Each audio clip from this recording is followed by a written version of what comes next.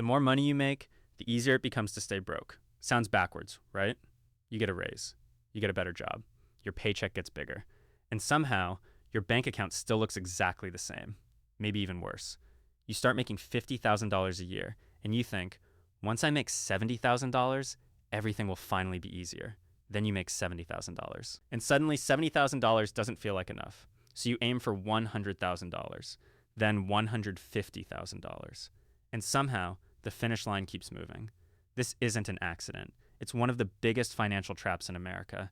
And if you don't understand it, you can spend your entire life making more money without ever actually becoming wealthy. Here's how it starts. You get your first decent paying job. For the first time, you have money left over after paying the bills. So you upgrade your life. Maybe you move into a nicer apartment. You get a better phone. You start eating at restaurants more often. You buy a nicer car. Nothing crazy. You're just finally allowing yourself to enjoy the money you've worked for. And honestly, you deserve some of it. But then something happens. Your new lifestyle becomes your new normal. The apartment doesn't feel luxurious anymore. The car doesn't feel special anymore. The $7 coffee doesn't feel expensive anymore. Your brain adjusts. And now the things that used to feel like luxuries feel like necessities. This is called lifestyle inflation. And it's incredibly dangerous because it doesn't feel like you're spending more. It feels like you're simply living normally.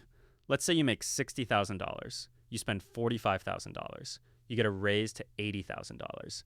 Instead of keeping your expenses around $45,000, they slowly rise to $60,000. You got a $20,000 raise. But only $5,000 of it actually improved your financial position. The rest disappeared into your new lifestyle. Then you get another raise, and the exact same thing happens. More income, more spending, more expectations, and somehow, still no wealth. This is why someone making $200,000 a year can be financially stressed, while someone making $80,000 can quietly build a fortune. Income matters, but income is not wealth, and America is very good at convincing you that it is. Look at the messages you're surrounded by. Get the bigger house. Get the new car. Upgrade your phone. Take the expensive vacation. Buy the designer clothes. You work hard. You deserve it. And there's nothing inherently wrong with any of those things. The problem is when every increase in income immediately becomes an increase in your monthly obligations. Because once you increase your fixed expenses, they're incredibly difficult to reverse. Nobody wants to go from a $3,000 apartment back to a $1,500 apartment. Nobody wants to trade the new SUV for an old Honda. Nobody wants to tell their friends that they can't afford the vacation anymore. So instead, they keep earning and keep spending and keep telling themselves they're one raise away from feeling financially secure. Here's where things get even worse. Debt makes lifestyle inflation almost invisible. You don't need to have $60,000 sitting in your bank account to live like someone making $60,000. You just need a credit card. You don't need $40,000 to buy a car. You need enough money for the monthly payment. And that's a completely different way of thinking, because now you aren't asking, can I afford this? You're asking, can I afford the payment? And those are not the same question. A $700 monthly car payment doesn't sound catastrophic, but $700 every month for 5 years is $42,000 before even considering the rest of the costs of owning the car. Insurance, gas, maintenance, registration. Suddenly, your $700 decision is much bigger than $700. And here's the trap. The payment fits your paycheck. So you convince yourself the car fits your life. Then you do the same thing with your phone, your furniture, your vacation, your subscriptions, your apartment. One monthly payment at a time. And eventually, your entire paycheck is already spoken for before you even receive it. That's when people start feeling like they're trapped. They aren't necessarily earning too little. They're committed to too much. And there's a massive difference. So how do you escape? The answer isn't to stop enjoying your money. It's not to live in a basement eating rice and beans while staring at your bank account. The goal isn't to become cheap. The goal is to become difficult to financially trap. And the easiest way to do that is surprisingly simple. When your income increases, don't immediately increase your lifestyle. Let's say you get a $10,000 raise.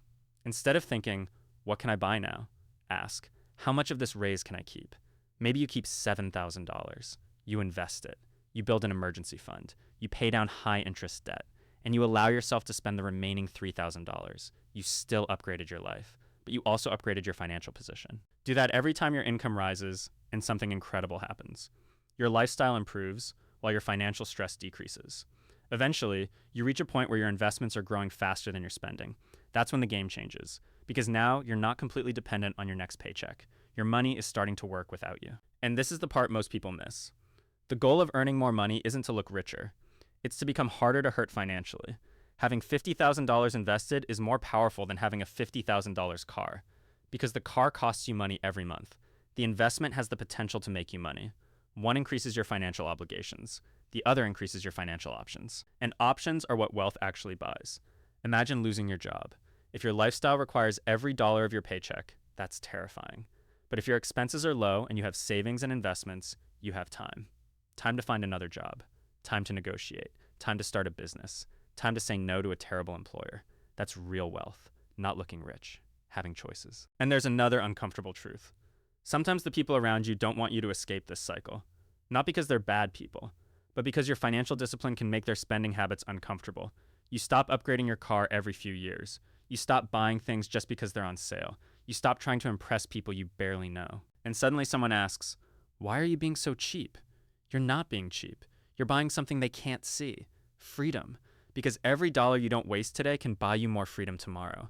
And the irony is that once you actually become financially secure, you don't need to prove it anymore. You don't need the expensive car. You don't need the giant house. You don't need strangers to think you're successful. Because you know something they don't. Your net worth is growing quietly. Your debt is shrinking. Your investments are compounding. And your lifestyle isn't dependent on your next paycheck. That's the real flex. So the next time you get a raise, don't immediately celebrate by increasing your monthly expenses. Pause. Look at the extra money. And ask yourself one question. Do I want this raise to make me look richer or actually become richer? Because those are two completely different things. And if you choose the second one long enough, one day you might wake up and realize something incredible. You didn't just make more money. You escaped the trap.